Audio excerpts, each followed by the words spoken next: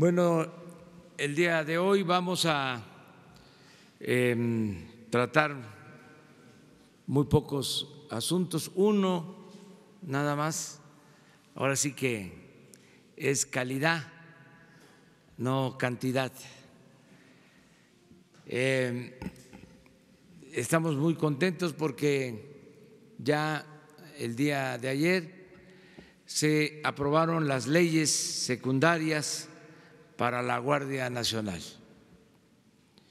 Se terminó ya todo el proceso que incluyó la reforma constitucional que fue aprobada por la Cámara de Senadores, por la Cámara de Diputados, de manera unánime, en el caso de los senadores, creo que un voto en contra en la Cámara de Diputados y también en las 32 legislaturas locales por mayoría. Eso en cuanto a la reforma constitucional, es un hecho histórico. Y el día de ayer se terminó el proceso de aprobación de las reformas a las leyes secundarias o de la creación de las leyes reglamentarias de la reforma constitucional. Y miren, agradecerle mucho a los legisladores de todos los partidos. En el caso de paridad de género, que también se aprobó, pues fueron 445 votos a favor, 0 en contra, 0 abstenciones. Guardia Nacional, ahí están los resultados, en lo general 429 a favor, 1 en contra.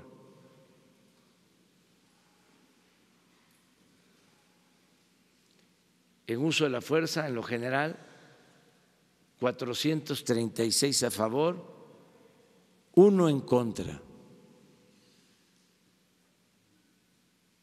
Registro de detenciones, en lo general 430 a favor, 1 en contra. Reforma a la Ley del Sistema Nacional de Seguridad Pública, 428 a favor, 1 en contra. Y en ningún caso, solo en una reforma en el caso de uso de fuerza, en lo particular, 26 abstenciones, en el resto, 0 abstenciones. Fue un hecho histórico. Les informo que se están llevando a cabo ya los cursos de capacitación, de formación de integrantes de guardias para la Guardia Nacional y se inicia la operación nacional formal, aunque ya se está trabajando en algunos estados, pero a nivel nacional el día 30 de junio. Para entonces ya van a estar los primeros elementos formados, porque están ahora en capacitación. Entonces es un buen resultado, una buena noticia, porque nos va a ayudar a que se enfrente el problema de la inseguridad y de la violencia, protegiendo a los ciudadanos, que haya paz, que haya seguridad pública. Vamos ya a abrir, eso era lo que queríamos comentar. Vamos de izquierda. Buenos días, señor presidente. Urbano Barrera, del diario Ovaciones. Yo quiero preguntarle, hace unos días vino gente de Hacienda, habló de bienes asegurados, ¿sí? Mi pregunta es, aquí se expuso el caso de Rocío Orozco, que tenía propiedades en comodato. Preguntarle, ¿sabe usted cuántos inmuebles, cuántas propiedades están en comodato? Hay algunas que están a 10 años, a 15, a 20, a 30. ¿Qué se va a hacer con todo eso? ¿Cuántas son? ¿Cuánto representa? ¿Quiénes son los beneficiados? ¿Y qué se va a hacer en lo inmediato, verdad? Con todas esas propiedades son muchísimas y son millonarias. Esa es la primera. Viendo eso, se está haciendo un inventario de todos los bienes de la nación, de los mexicanos, y también de todo lo que se obtiene, se confisca por ilícitos, ya sea por la delincuencia común o la delincuencia de cuello blanco, y ya quedamos de que todo eso se va a devolver al pueblo. Ya tenemos la reforma constitucional, la extinción de dominio, que permite que todos esos bienes puedan ser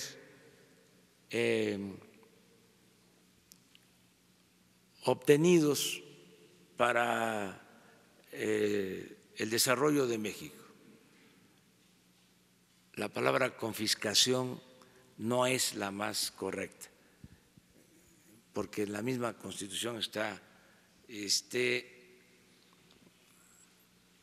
prohibida la confiscación, pero sí es la recuperación de bienes, y como eso no se manejaba bien, no se sabía a dónde iban a parar los bienes obtenidos, alhajas, armas, residencias, vehículos, dinero,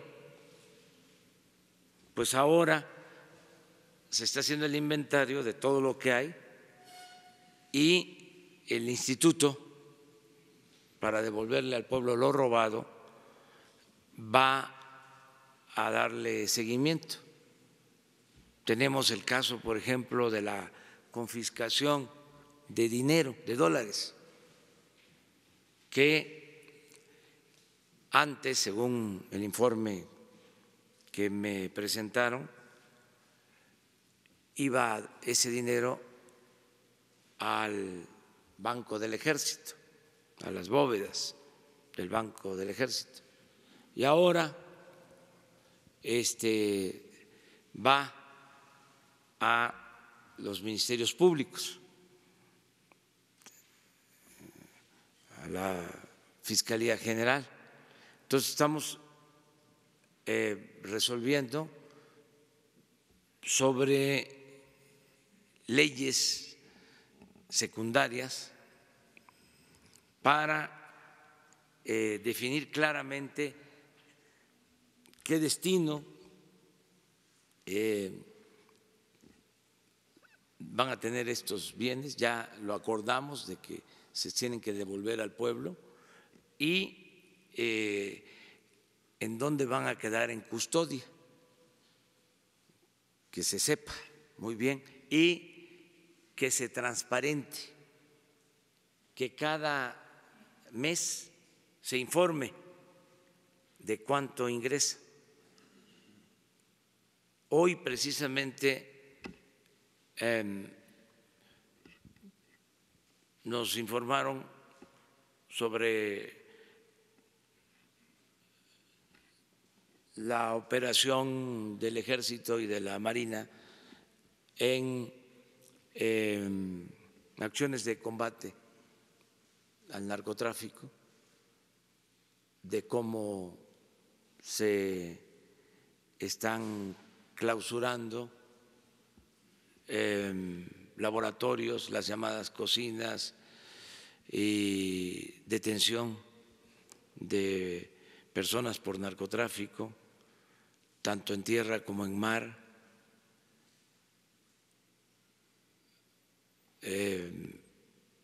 Todo el operativo que nos informan de manera periódica sobre esto, y hoy nos informaban precisamente de lo que se recupera. Esto, por ejemplo, es un informe de una semana, 10 días, por estas acciones, solo por estas acciones. A ver si no está la lámina, nada más una.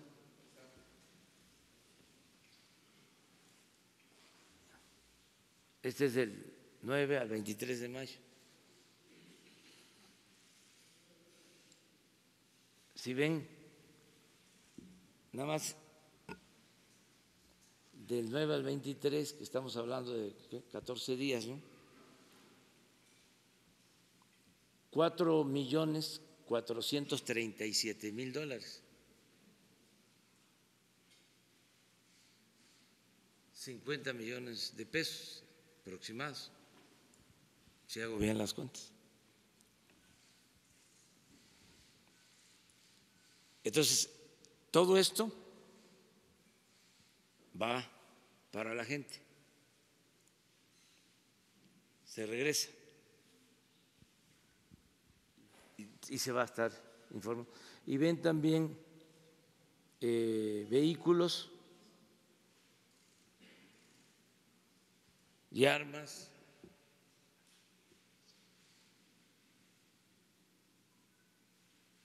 Es un ejemplo. Y hay, desde luego, pues bienes, hay propiedades, y se está haciendo todo el inventario para devolverlo a la gente. Perfecto. Muy bien. Sí, la segunda pregunta, señor presidente, muy breve. Comentar nada más, ¿cómo va el proceso de revisión de las direcciones y las subdirecciones alternas? Según datos de la Secretaría de Hacienda, en el gobierno del presidente Vicente Fox se crearon 167,000 en el de Fox y otras 163,000 en el gobierno del presidente Calderón, algo así como 320,000 direcciones y subdirecciones adjuntas, todas con salarios por encima de 50,000 pesos hasta llegar a 120, Sí. 160,000. Sí.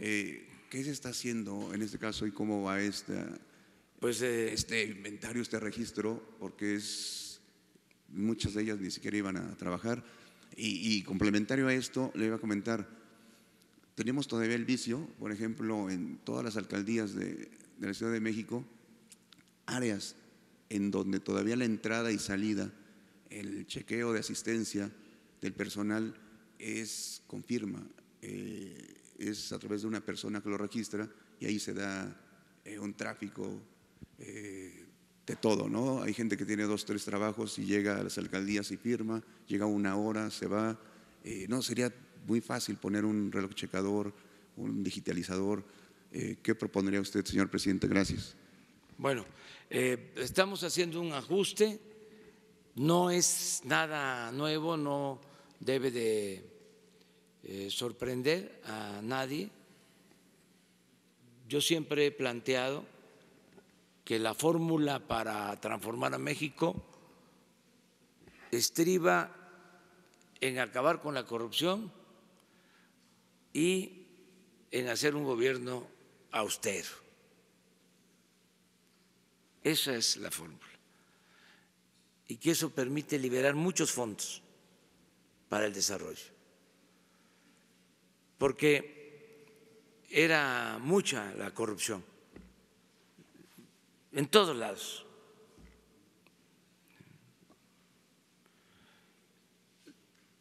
Y si se termina por completo, si no se tolera la corrupción, se liberan muchos fondos, mucho dinero. Y lo mismo en el caso de la austeridad. Se crearon muchas plazas para funcionarios del más alto nivel, un doble discurso, como siempre los conservadores, muy hipócritas, hablando de recortar bases a trabajadores sindicalizados, hablando de que el problema de Pemex era el crecimiento de la nómina de trabajadores, o lo mismo en la Comisión Federal de Electricidad, o lo mismo con los maestros. Y ahí despedían, pero al mismo tiempo arriba contrataban para los altos mandos con sueldos elevadísimos. Entonces, ¿qué estamos haciendo? Pues estamos ajustando todo el gobierno, todas estas direcciones adjuntas que se crearon, que fueron muchísimas, no tengo ahora el dato, pero significan duplicidad. Ya había una dirección y se creó otra, pero además con sueldos más elevados. Entonces creció muchísimo el gasto corriente, no creció la economía, no hubo desarrollo, al contrario, creció la pobreza, la inseguridad, la violencia, pero sí el aparato. Entonces estamos haciendo un ajuste en este sentido, por eso la ley de austeridad republicana y pues hay quienes no quieren aceptar esta nueva política y hablan de despidos de trabajadores y ha quedado muy claro de que no se despide a trabajadores de base sindicalizados, el ajuste es arriba. Estamos cortando el copete de privilegios que había, que era mucho. Y aquí aprovecho de una vez porque sigue el tema para decir de que no van a afectarse los servicios, al contrario, van a mejorar, porque ahora se convirtieron en paladines de la justicia. Ahora les preocupa mucho el que no falten los medicamentos, el que mejore el servicio de salud. Claro que nos importa, si por eso estamos haciendo estos cambios. Se quedaron callados, permíteme, se quedaron callados cuando dieron los contratos para construir hospitales en beneficio de funcionarios y de contratistas vinculados al gobierno. ¿Sabes cuántos hospitales? Y sería bueno que se investigara. Dejaron sin terminar, centros de salud y hospitales, 270. Es un tiradero de obra por todos lados. Y en el caso de las medicinas, repito, el año pasado compró el gobierno 90,000 millones de pesos de medicamentos, 90,000 millones de pesos, y 10 proveedores vendieron el 80% y 3 el 62%. Voy a pedir que el lunes esté aquí con ustedes el secretario de Salud y quiero que les expongan cómo se atendió el problema de los medicamentos para enfermos de SIDA. ¿Se acuerdan que decían que no iban a haber medicamentos? Se resolvió sin ningún problema. ¿Saben cómo lo resolvimos? Con el apoyo de científicos que voluntariamente decidieron darnos sus puntos de vista que nunca habían sido tomados en cuenta, porque era un negocio más la compra de estos medicamentos. Y ellos resolvieron de que había, por decir lo menos, una duplicidad, que se compraban medicamentos de más, caros, muy caros. Bueno, nos ahorramos más de 1,000 millones de pesos y los tratamientos son ahora mejores. Pero yo se los explico así de manera muy general, quiero que se los expliquen científicamente, técnicamente, porque esto va a servir de ejemplo para desenmascarar a todos estos corruptos que lo que quieren es seguir robándose el dinero de las medicinas. Por eso vamos a que el lunes se haga esta exposición y les expliquen en general cómo está la situación de las medicinas. Tenemos fuertes presiones, pero vamos a resistir.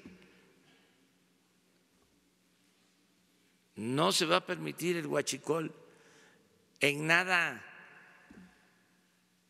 ni en la compra del papel para libros, ni en las medicinas, ni en la compra de alimentos.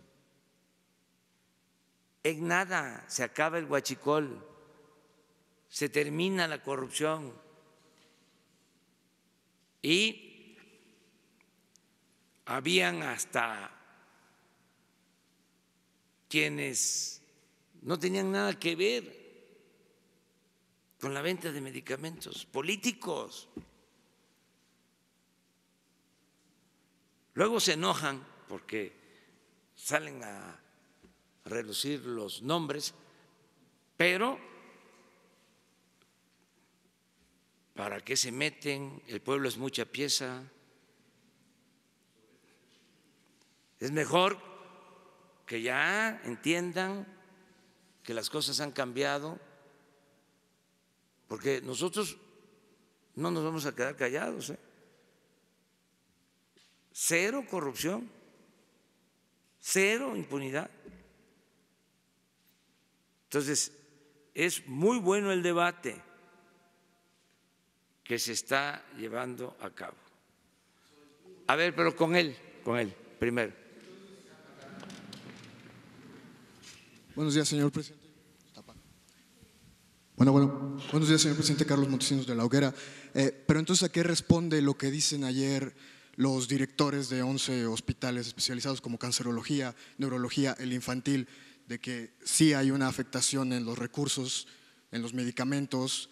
En cancerología, por ejemplo, los cuidados paliativos ya se ven afectados, se están teniendo que recortar los números de citas, de atenciones.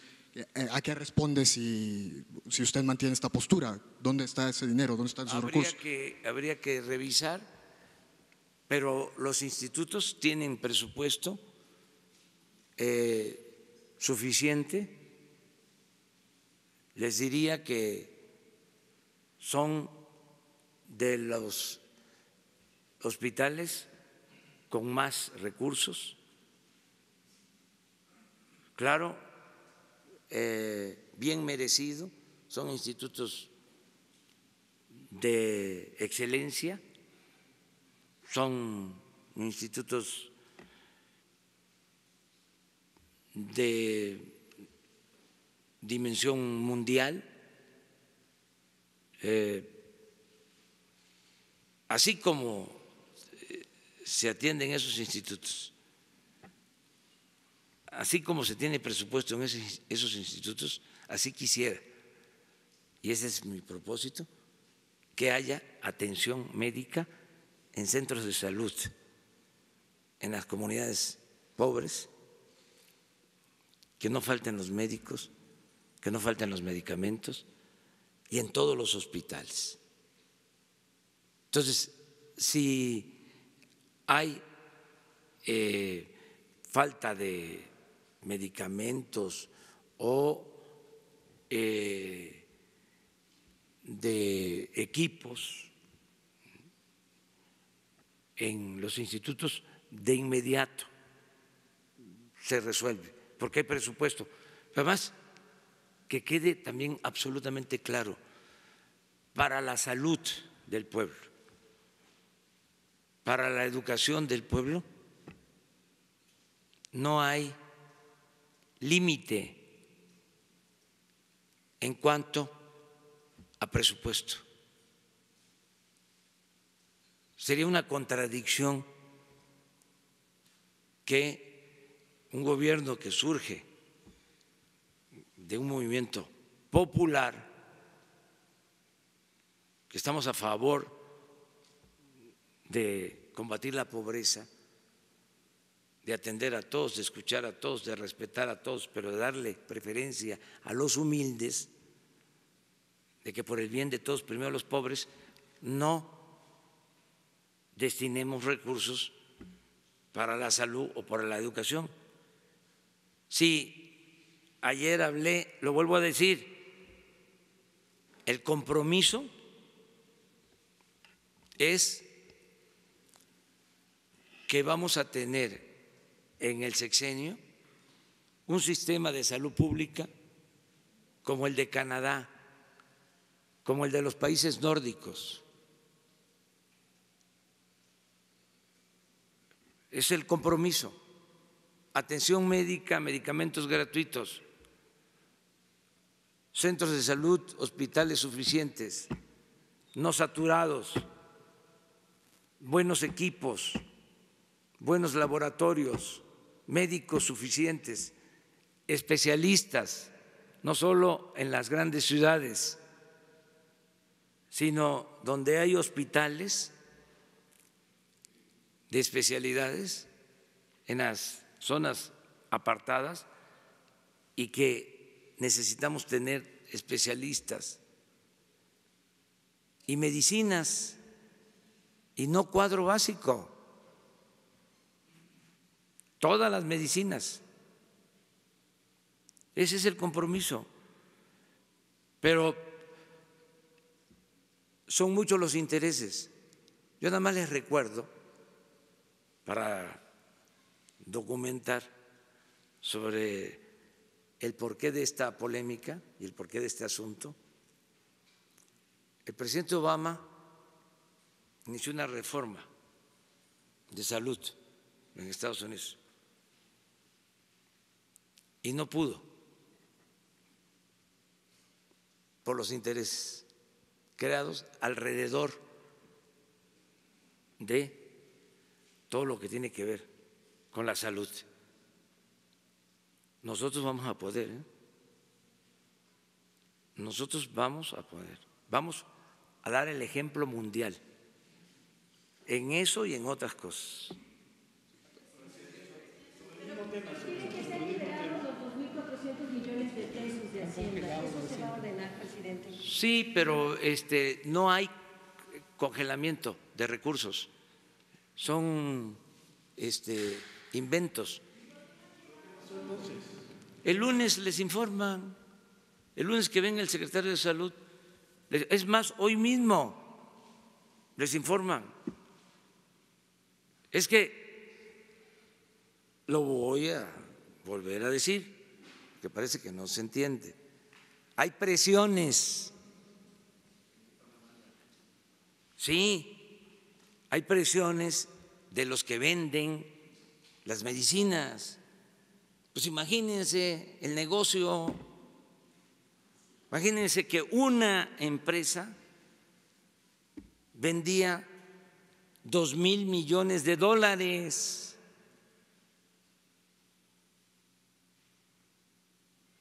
$2,000 millones. Ese es el problema. Y pues hasta vinculación con medios de información, pero ya no quiero seguir hablando de estos asuntos porque luego se enoja mucho, pero ¿También se vincula, maestro, director del instituto de irregularidades? No, es que ¿Los que fueron a pedir los recursos? sí, por falta de información. ¿Los directores tienen falta de información? Sí, es posible que tengan falta de información. Por eso hoy se va a aclarar sin ningún problema. Y es como el huachicol. ¿Se acuerdan que nos quedamos sin gasolinas? Y la gente apoyó. Pues es que estamos limpiando de corrupción y siempre que hay un cambio de fondo, pues se molestan, no les gusta.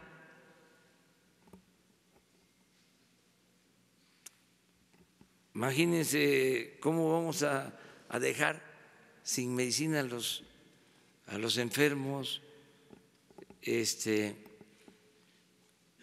Y ahora, y por eso es muy interesante, ojalá y no paremos estos debates, porque dan pie a que todos participemos y se conozcan más las cosas. Yo le voy a pedir a Jesús que hoy mismo con Hacienda, la oficial mayor de Hacienda, que es la encargada de compras, ustedes no saben cuántas presiones recibe, tiene todo mi apoyo, Raquel Buenrostro, porque ¿cuánto compra el gobierno? Como 1 billón de pesos.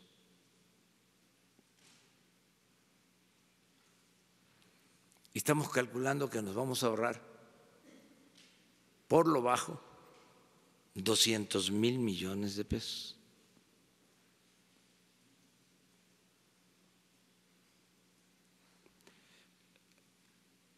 Y ahí vienen los cambios en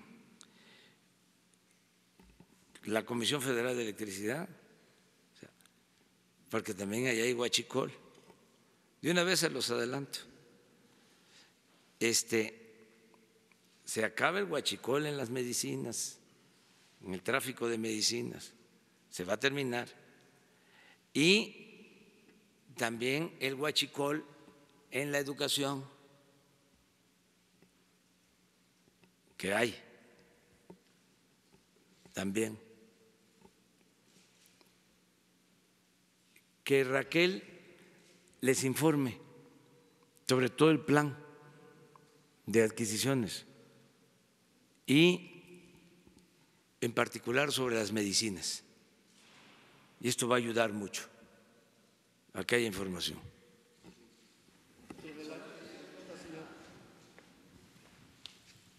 Buenos días, presidente. Soy Antonio Ruiz de Sin Censura Chicago. Como usted seguramente sabe, seguramente ya leyó, el periódico Reforma anoche revela una lista de periodistas beneficiados en concepto de campañas oficiales en el sexenio pasado, el de Enrique Peña Nieto, una lista que usted entregó al INAI, pero no nos salen las cuentas. Nos habían dicho ustedes antes que eran 60,000 millones de pesos en concepto de campañas oficiales y que una cuarta parte, 15,000 millones de pesos, pues era lo que se le había dado a los columnistas, ¿no?, beneficiados en estas campañas oficiales. Reforma dice que son más de 1,000 millones de pesos, pero no salen las cuentas. ¿Puede decir si faltan columnistas ahí, si faltan medios de comunicación? Y le tengo otra pregunta. Bueno, miren, bajo palabra de decir verdad, nosotros no dimos a conocer los nombres de quienes reciben o recibían estos apoyos para trabajos informativos. Esto tuvo que ver con otras dependencias. Si dieron a conocer los nombres, nosotros solo entregamos esta información al Instituto de Transparencia, así, y nosotros no dimos a conocer los nombres. Quiero aclarar de que lo que nos pidieron nos pidió el Instituto de Transparencia fue la información sobre columnistas, periodistas. No es el gasto de publicidad del gobierno, que eso es otra cosa. El gasto de publicidad el año pasado fue de 10,000 millones de pesos, que son cosas distintas. ¿Por qué tengo lo de 10,000 millones en la cabeza? Porque decidimos en la ley de austeridad reducir ese gasto a la mitad y todavía en la nueva decisión que se tomó en un memorándum se reduce a 4,000, de 10,000 a 4,000. Vamos a ahorrarnos este año en publicidad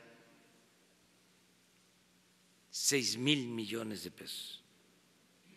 Bueno, de esos 10,000 que implican contratos, además es parte de la cuenta pública, contratos con medios de información para la adquisición de espacios en radio, televisión, periódicos. Además de eso, había o se incluía alrededor de 1,000 millones en todo el proceso, 260 millones de pesos. Yo vi el informe antes de que se enviara, de dinero que se entregaba a columnistas, periodistas, por servicios, pero no es todo el gasto de publicidad del gobierno. Ah, bueno, sí, sí, como parte de la publicidad del gobierno se les daba un recurso. ¿Esos nombres no los va a dar a conocer? ¿Los nombres de estos periodistas que solamente se… Nosotros no. ¿No lo dieron a conocer ustedes al INAI, esos nombres? Sí. Porque honestamente, presidente, Nosotros, esto es absolutamente antiético. A mí me enseñaron en los primeros semestres de periodismo que columna pues es un artículo de opinión, es un editorial. Imagínese usted que se le paga millones de pesos a un columnista para emitir una opinión. ¿Es antiético, no le parece? Sí, pero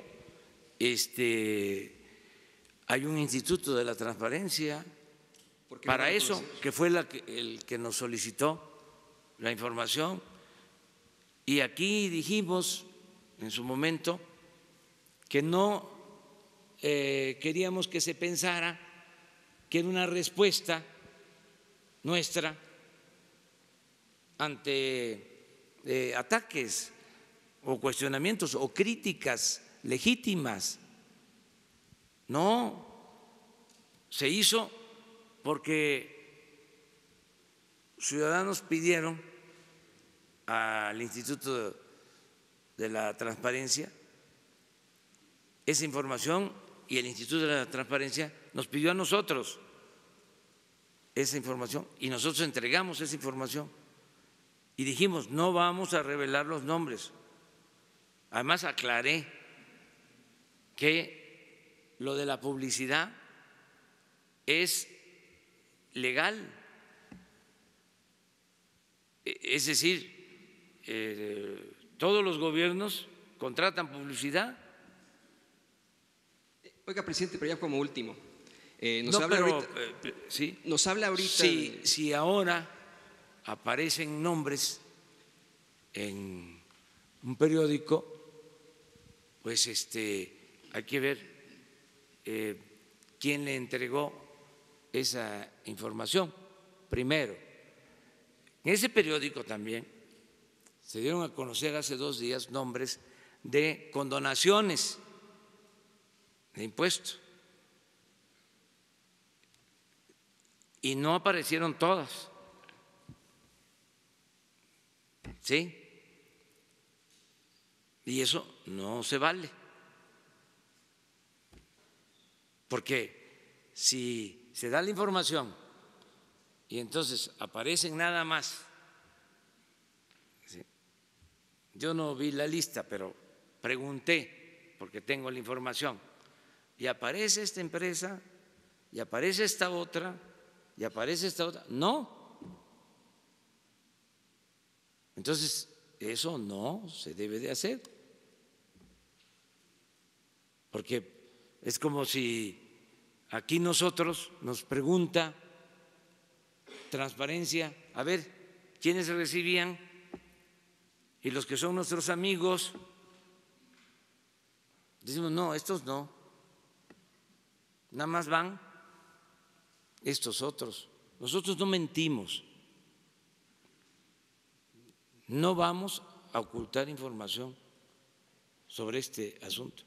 Y también, qué bueno que se abre el debate sobre estos temas. Es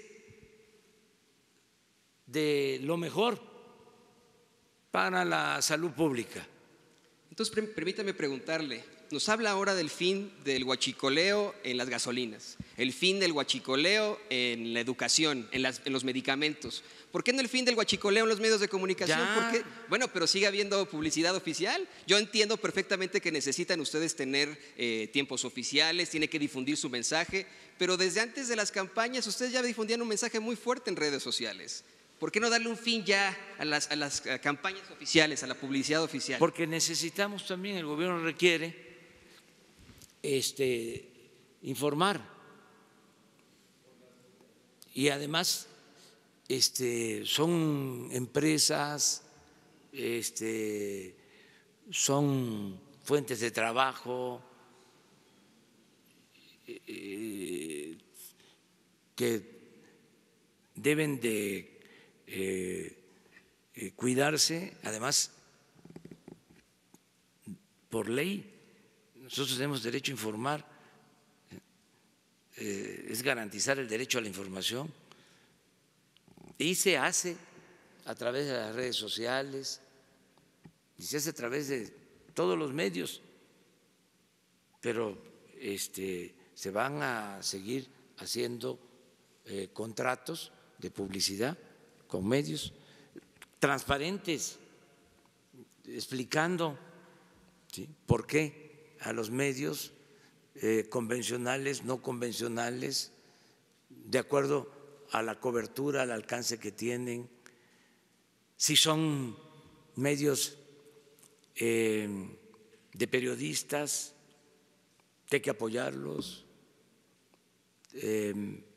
si son medios que tienen que ver con regiones apartadas, todo lo que tiene que ver con radios comunitarias, todo eso lo tenemos que apoyar y desde luego fortalecer el sistema de información que tiene el gobierno, porque tiene estaciones de radio, estaciones de televisión, pero terminar el abuso que existía,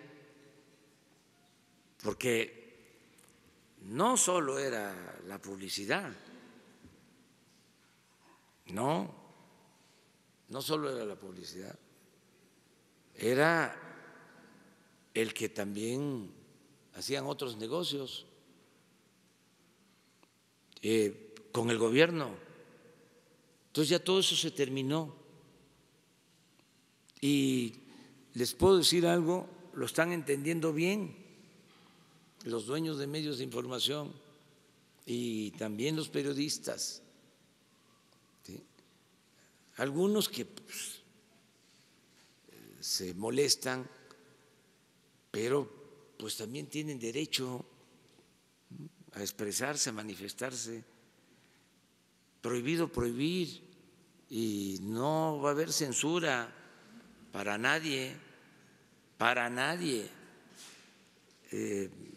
No vamos nosotros a limitar la participación de nadie. No tenemos enemigos en los medios de información. Soy cliente de algunos desde hace años. Sí, por ejemplo, de Pablo Iriar. O sea, ¿saben desde cuánto tenemos diferencias? Sí, desde el 94. ¿Cuántos años son? ¿Cuántos? 25 años. Pero lo respeto, o sea, 25 años. O sea, él tiene un punto de vista sobre mi persona, yo tengo también el mío sobre su persona. Entonces, ¿y qué pasa? Nada.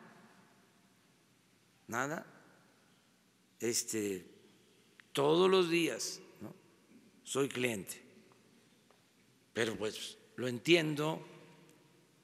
Él políticamente, porque no me gusta meterme a las cosas familiares, políticamente fue el de comunicación de Salinas. Estuvo, no sé si en Notimex o era director de El Nacional o alguno de esos periódicos que ya no existen, que eran boletines. Ya no existe El Nacional, ¿verdad? Sí. Lo mismo Riva Palacio, pues estuvo con Salinas Otto Granados, pues el que acaba de salir de secretario de Educación, fue el de Comunicación Social de Salinas. Entonces, los entiendo, somos distintos, tenemos proyectos contrapuestos de nación. Pues ellos se dedicaron a apuntalar al régimen neoliberal o neoporfirista. Yo me he dedicado, ¿sí?, a cuestionar al régimen neoliberal, neoporfirista, a cambiarlo, a transformarlo. Pero bueno, si existe este debate, ¿sí?, es sano completamente que se exprese, que se manifieste. Aquí lo que cuentan son los argumentos. Y por eso las benditas redes sociales, porque ya les he dicho y lo repito, antes pues eran nada más ellos. ¿Y a nosotros en dónde nos publicaban? Hay un periódico al que yo respeto mucho, uno, que en los tiempos más difíciles del movimiento abrió los espacios para la lucha social fundamentalmente, o para la lucha democrática con dimensión social. Entonces, es muy importante lo que está sucediendo sobre la participación de la sociedad, de los medios, ¿sí?, del gobierno, y entre todos buscar nuevas opciones, nuevas alternativas de convivencia en armonía, con libertad, sin autoritarismo, sin corrupción. Sería extraordinario abrir foros sobre este tema,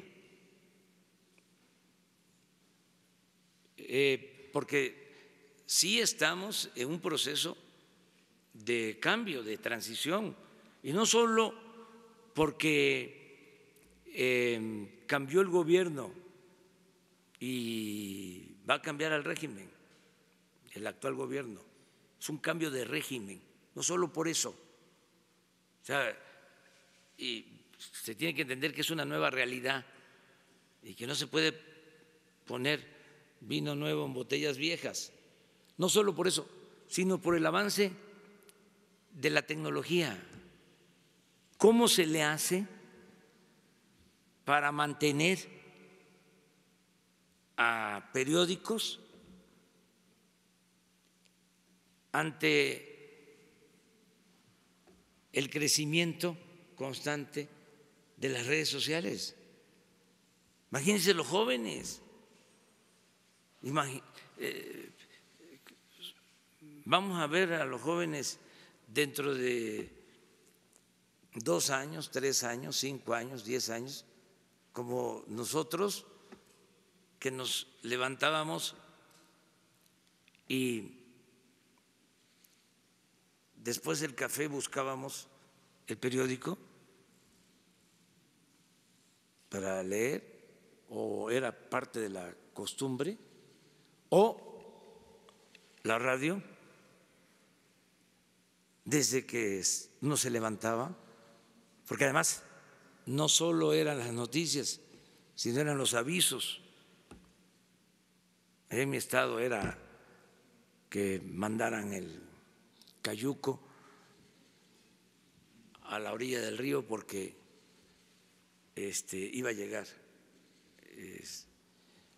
una persona y que lo cruzaran, y se usaba la radio para eso, o que un enfermo estaba en el hospital pero que ya estaba mejor.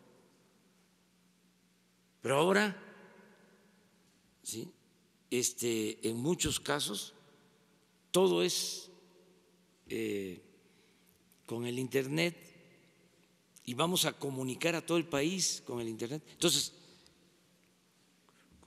¿cómo se va a dar el reacomodo en los medios? ¿Qué va a pasar con el periodismo? Son temas interesantes. ¿Y qué sugieren ustedes que se haga? O sea, ¿qué podemos hacer nosotros desde el gobierno? ¿Qué ustedes proponen? Sí, pero la política que debe de aplicarse, nosotros tenemos lineamientos generales, pero ¿por qué solo nosotros vamos a decidir la política? ¿Por qué no se comparte? Y todos opinamos y hay una consulta con este propósito. Va a haber, creo que la semana próxima, una consulta para igualdad promovida por mujeres, para seguir avanzando en la igualdad. Es un tema importante este. Entonces, claro, sin odio, sin rencores, con respeto, pero es interesante. Buenos días, presidente. Alberto Rodríguez, de SDP Noticias. En este listado que aparece de periodistas, quiero entender mejor exactamente cómo se elaboró, porque es un listado de empresas, de razones sociales ligadas a periodistas que recibieron dinero, ya sea por concepto de publicidad oficial o por otros servicios, como el caso de Krause, que recibe publicidad oficial y recibe otros servicios, ¿no? Y él tiene Editorial Clio, y la empresa que está listada en realidad es Editorial Clio, no Enrique Krause. En ese sentido, ¿por qué no se incluye también a La Jornada, que los dueños son periodistas? ¿Por qué no se incluye a Reforma, cuyo dueño es periodista, estudió periodismo, al Universal? O sea, ¿no le parece a usted que fue un poco discriminatoria la manera en la que se entregó la lista de poner simplemente a empresas ligadas a periodistas, pero no a todas? O sea, insisto, La Jornada y otras también son de periodistas y no se sabe qué monto recibieron ellos. No, pues eso se puede resolver. Damos a conocer, si lo solicitan, todo el presupuesto que se utilizó para publicidad. Es que me parece que la solicitud original iba en ese sentido. No era para esto, tengo entendido. Pero podríamos resolverlo así. Si el Instituto de la Transparencia nos pide toda la información, se entrega. Es que la solicitud ya es en ese sentido, señor presidente. ¿Sí? ¿Podrían ustedes aclararlo? ¿Sí?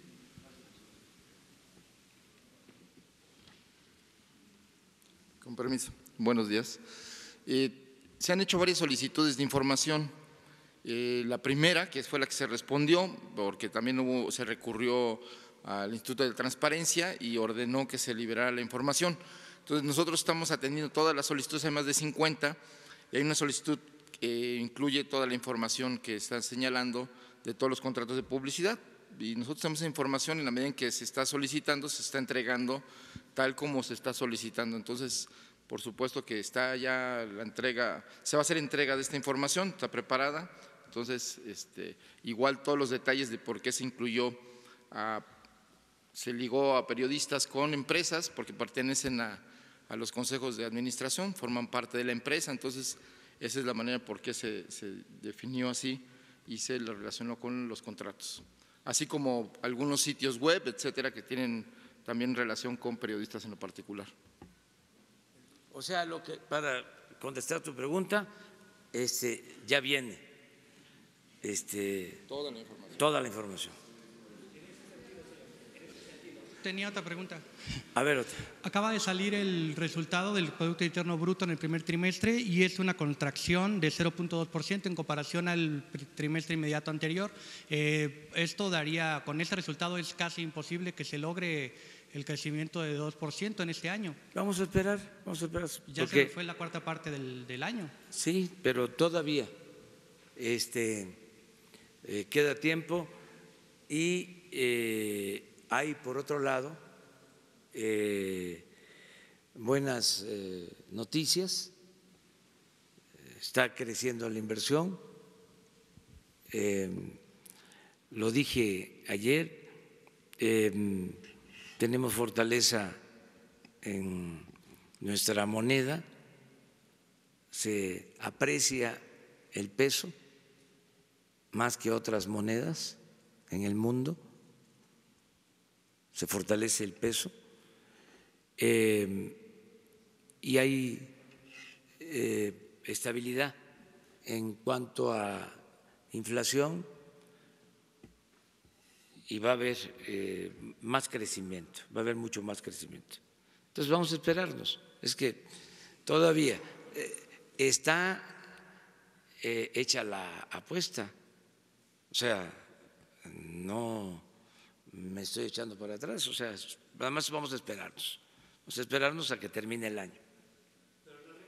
Perro no come carne de perro. Ningún periódico ha publicado lo que aquí se ha ventilado de que reciben periodistas moches, dinero, pero realmente aquí ninguno es fifí. ¿Quiénes son los de Lampa? ¿Quiénes son los fifí? Porque aquí nos tachan de fifí, nos dicen fifí, tenemos 30 años de conocernos, yo soy fifí. No, tú no eres fifí, o sea. Entonces, o sea, ya dije, a ver, voy a definir de nuevo lo de fifí. Señor presidente, y usted aspira a que tengamos salud de primer mundo, pero no tenemos vacaciones de primer mundo ni maternidad para las damas de primer mundo, porque en esos países la maternidad es de un año, aquí es de 60 días. Las vacaciones son de 6 meses y aquí son de 10 días. Sí. Vamos a tener esas... Vamos hacia el estado de bienestar que hay en los países nórdicos. En efecto, allá son bien populistas. ¿Saben qué hay allá? Con los nórdicos, los suecos, en Noruega, en Dinamarca, países populistas, la salud es de calidad y es gratuita. La educación es de calidad y es gratuita. Se garantiza el derecho a la pensión, no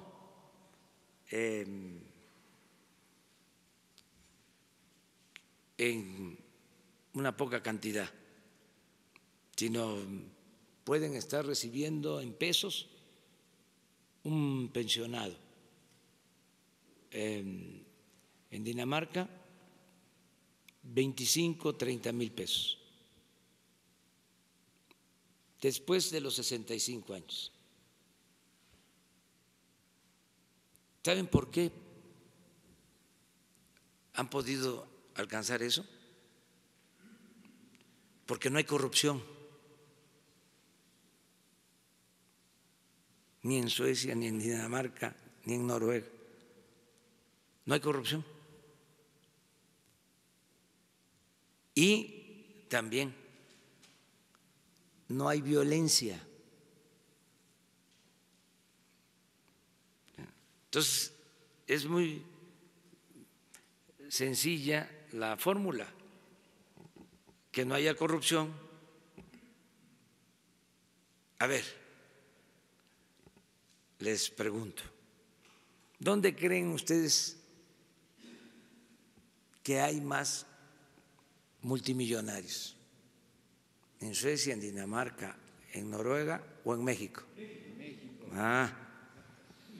¿Dónde creen que hay más desigualdad. Entonces, por eso el cambio, por eso la transformación. Vamos poco a poco para garantizar la seguridad, que el mexicano tenga protección, tenga seguridad desde que nace hasta que muere, desde la cuna hasta la tumba, estado de bienestar. Lo podemos lograr si erradicamos la corrupción, si se acaba la corrupción. En el sexenio se va a terminar la corrupción, me canso ganso. Y eso va a mejorar las condiciones de vida y de trabajo. No solo va a haber más crecimiento, va a haber más bienestar en nuestro pueblo, va a haber felicidad. Acerca de lo de los fifís, se malinterpretó, ya todo el mundo, no todos pues, pero muchos se sintieron fifís. No, hay niveles.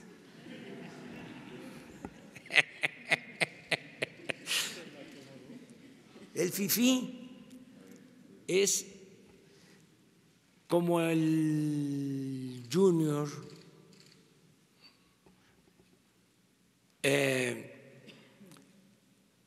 de conservadores,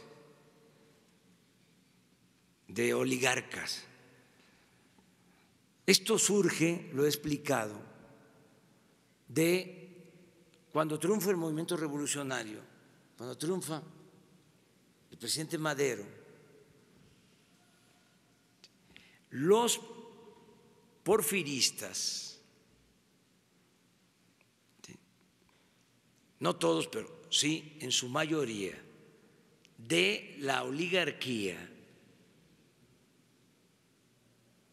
sus familias,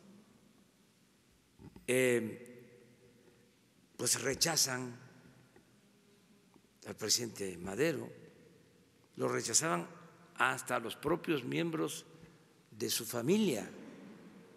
Su abuelo Evaristo le escribió una vez una carta a Porfirio Díaz diciendo: estamos muy apenados con usted, presidente. Este nieto, Francisco, está muy mal, queriendo quitarle el poder. Nos preocupa con decirle que es hasta espiritista. Bueno, ese pensamiento conservador se expresa de manera intensa y burda cuando gobierna el presidente Madero, que quería la democracia,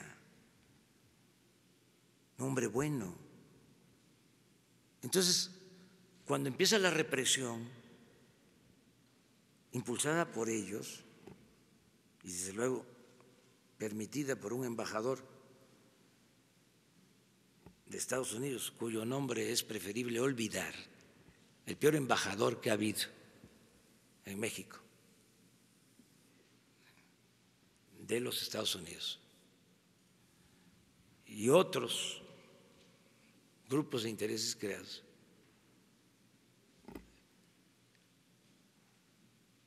Articulan un movimiento en contra del presidente Madero,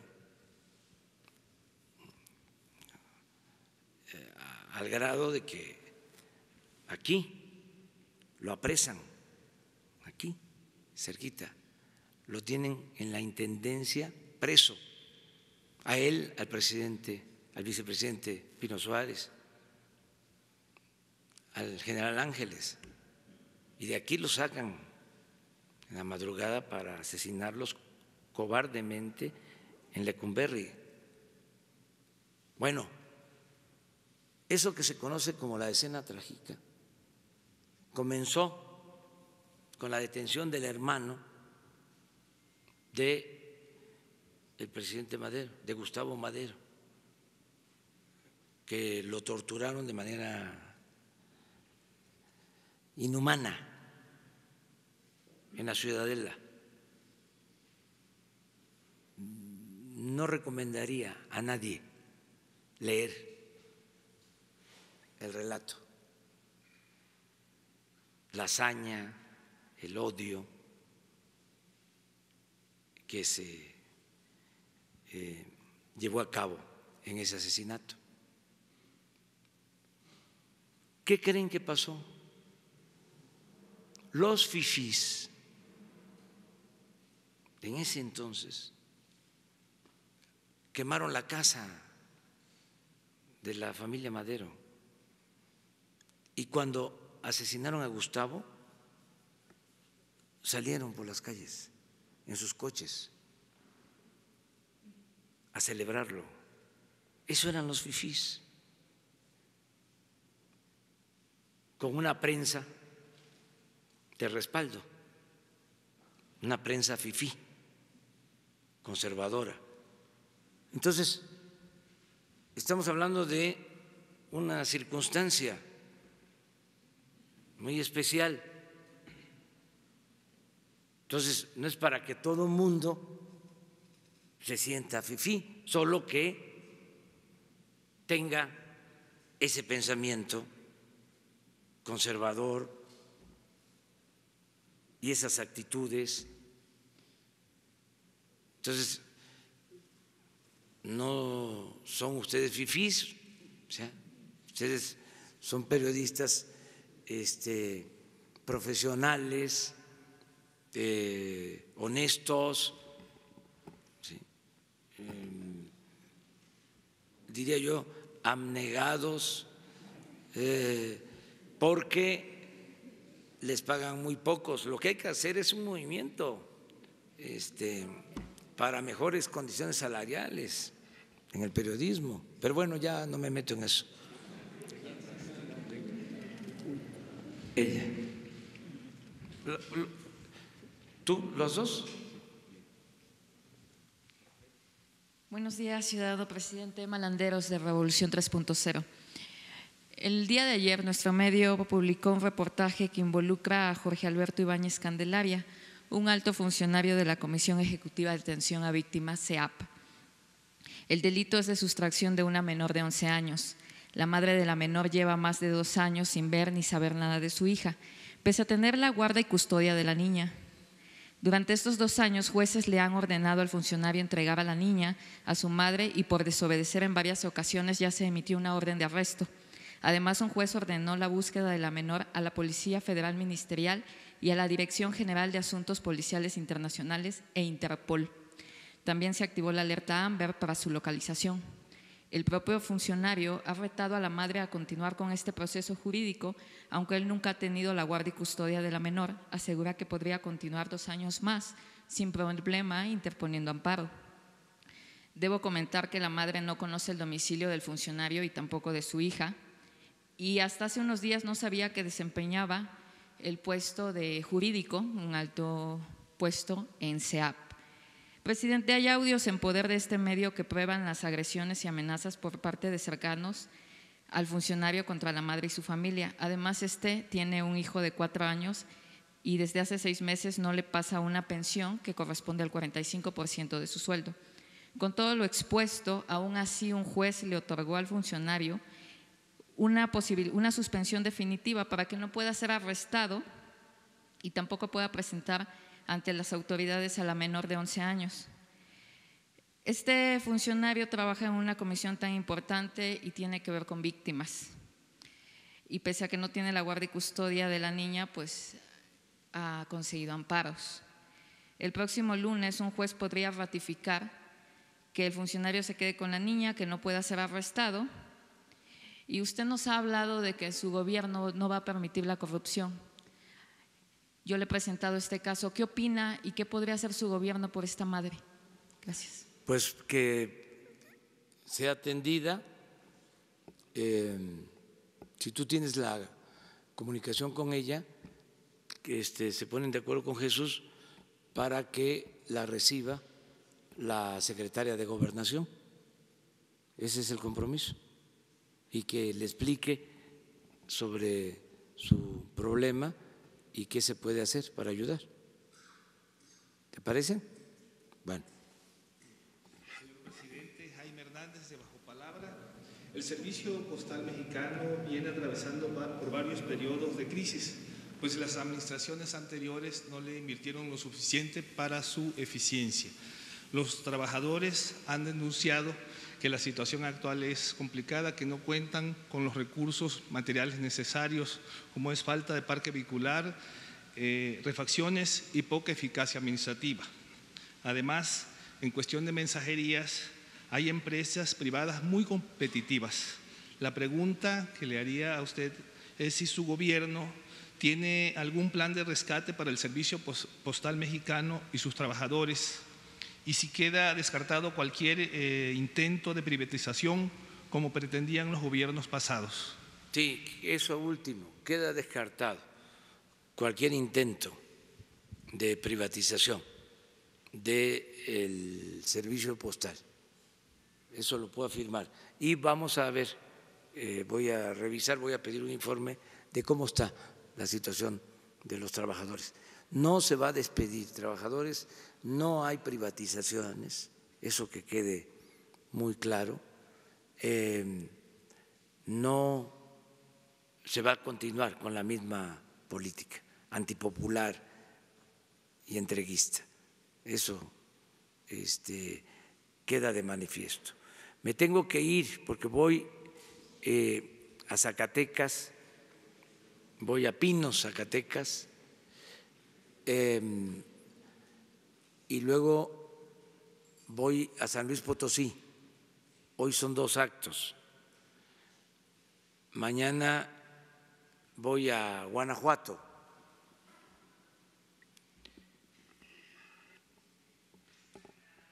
Vamos, es el sábado, vamos a estar en Guanajuato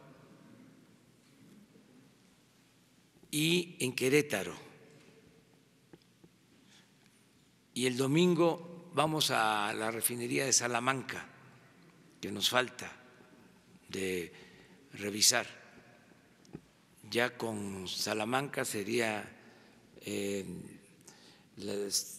estaríamos terminando del recorrido de evaluación de las refinerías, de las 6 refinerías. Y terminamos el domingo en Jilotepec, en el Estado de México. O sea que vamos a Zacatecas, a Guanajuato, San Luis, Querétaro y Estado de México este fin de semana. Y nos vemos el lunes. ¿Sí?